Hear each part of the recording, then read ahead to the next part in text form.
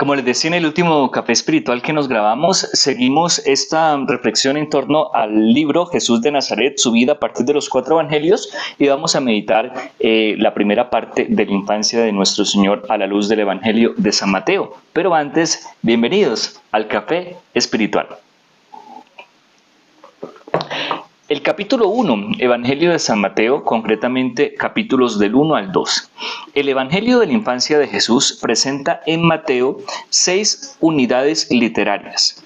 El género literario empleado por el evangelista es el Midrash, que consiste fundamentalmente en expresar, explicar y justificar los acontecimientos referentes a Jesús mediante textos de la Escritura. Es decir, si quisiéramos entenderlo de una manera diferente o muy sencilla, sería como él busca textos de la Sagrada Escritura y los pone como parangón para explicar el acontecimiento que está reflexionando, en el caso concreto de la infancia del Señor. Ese sería el género Midrash. Para el evangelista, las Escrituras encuentran su pleno cumplimiento en Jesús. Este género literario midrashico convenía a Mateo, pues su evangelio fue escrito para los cristianos de origen judío que conocen las Escrituras. ¿Qué significa eso? Mateo emplea la figura de valerse de textos que ya conocen los judíos para explicar la figura del acontecimiento de salvación en torno a la encarnación de nuestro Señor. Es decir, de lo que ellos conocen, se vale el autor para explicar lo que no conocen y que él quiere que conozcan. Esa sería como una manera de entender lo que hemos leído. El esquema del Evangelio de la infancia de Jesús en Mateo. Primero, comienza con la genealogía del Mesías, de Jesús Mesías, que va desde el capítulo 1, en los versículos 1 al 17, los primeros 17 versículos. Jesús es el descendiente por antonomasia del patriarca Abraham. Capítulo 1, 1, 2 y luego pasa el 17. Y el heredero de las promesas mesiánicas hechas a David. Ahí vuelve a citar el 1, 1, 6 y el 17. La concepción virginal de María y la misión de José. Al aparecerse y dirigirse el ángel del Señor a José, el evangelista hace de este el protagonista de la escena. Jesús es el Mesías davídico, nacido de una virgen, como lo había anunciado el profeta Isaías 7:14. Ahí de una vez aparece un midrash. Ya lo había anunciado un texto, el profeta Isaías lo cita para decir, esto se está cumpliendo. José recibe en su casa a María, su esposa, y con ella acepta también al niño que va a nacer y a quien debe poner el nombre de Jesús. Ahí son dos elementos que quisiera compartir.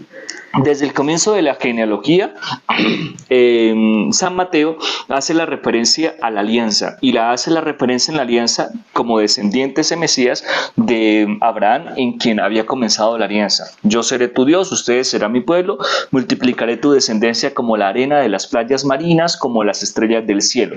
Pero también en la figura de David, va a ser de la descendencia de David, primer elemento. Y el segundo elemento es en el Evangelio de San Mateo, en quien José coloca, o mejor, el Evangelio de San Mateo, el evangelista San Mateo, es en José quien coloca como el protagonismo, pues obviamente haciendo la referencia de que es nuestro Señor el protagonista. ¿Por qué? Porque Lucas va a colocar la referencia en la Santísima Virgen María. ¿Cómo así, padre? Pues la respuesta es sencilla.